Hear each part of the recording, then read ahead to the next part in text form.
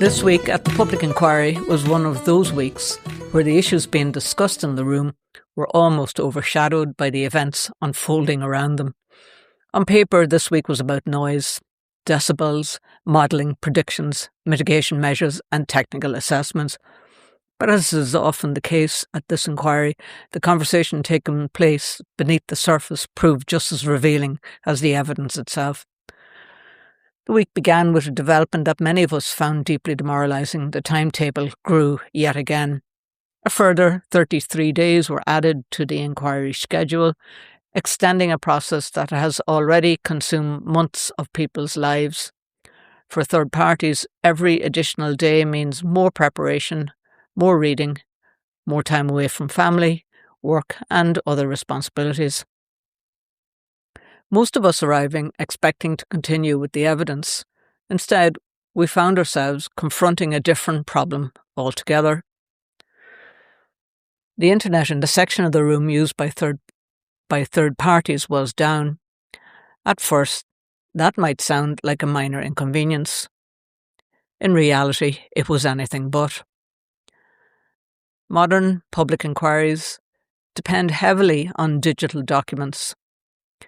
Evidence is stored online, reports are accessed online, and planning documents, submissions, maps and technical assessments are all increasingly digital.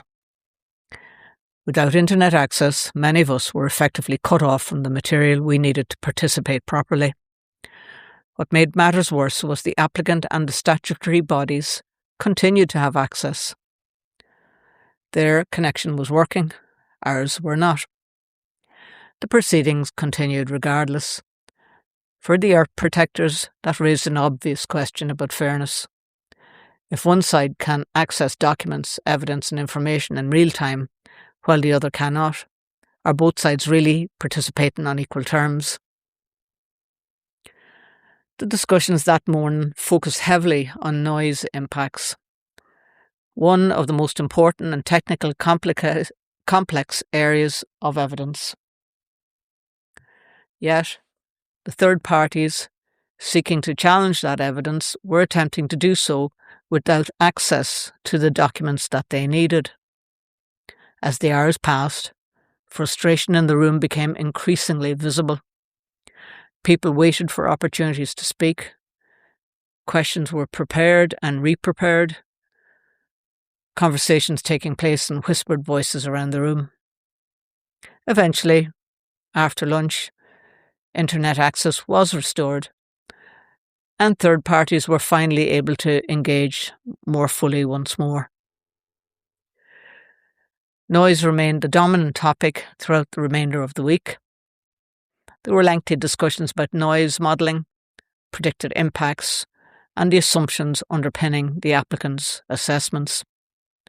As always, the earth protectors continued to scrutinise the evidence very closely indeed.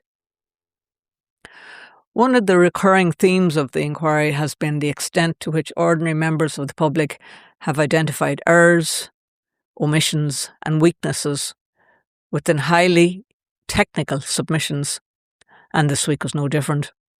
Time and again, points were raised, assumptions were challenged, and details were questioned. Large plan applications are not improved by unquestioning acceptance. They are improved when evidence is tested rigorously from every angle. Questions arose about whether individuals who have spent decades living beside mining operations should be regarded as expert witnesses when discussing the impacts of mining noise. It's an interesting question.